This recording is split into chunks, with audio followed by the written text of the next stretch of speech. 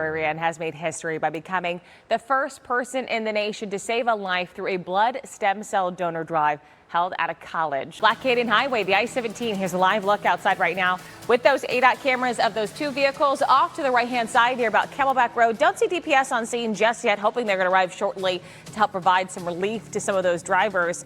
Be prepared as you're making your way through that spot. We'll check speeds in the area. Still you outside right now of those current traffic conditions, and I mentioned it just before the break, hoping DPS was going to arrive on scene to help these drivers involved in the crash, and boom, here they are as we're watching that live image of the 17 in your southbound direction near about Camelback Road. So now they've arrived off to the right-hand side. We've got those two vehicles involved, and that right shoulder is blocked. You can see that drivers are still moving through that area. I would highly suggest if you're not getting off, of course, at that off-ramp, that you do move over at least one lane. And if you are having to exit right there, just make sure you're hitting the brakes through that area. Given we do have that move over law here in Arizona, we want to give those first responders and those folks involved in the crash the space that they need.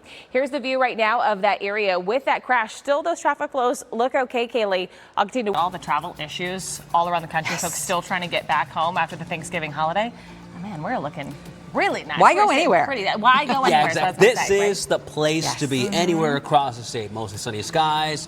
I've been telling you about in the far West Valley, west of the Loop 303 near about Verrado Way. It's for drivers who are traveling on the 10, trying to make their way into the valley, into the Phoenix Metro, maybe into the downtown area. You notice we've got vehicles off to the left-hand side, really a rough spot to be in. We would rather see them off to the right-hand side and, of course, out of the roadway altogether. So if you are traveling on the 10 in that eastbound direction, stay out of that HOV lane, that left lane, get more to those center lanes, give those first responders some space. We are seeing your speeds reduced in this area because of those flashing lights in that spot, dark and early, right around 15 miles per hour is how you're going to see those speeds drop too. So I want to update you on that drive time as you come from Tonopah to the 101.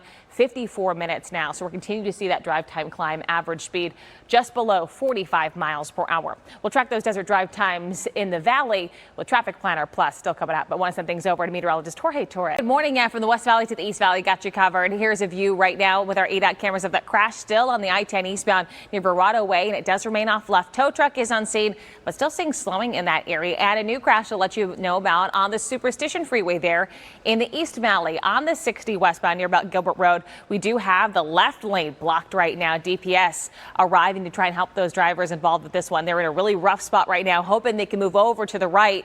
In the meantime, it is dropping those speeds. We'll get you a check of what it's doing to some of those desert drive times with Traffic Planner Plus coming up.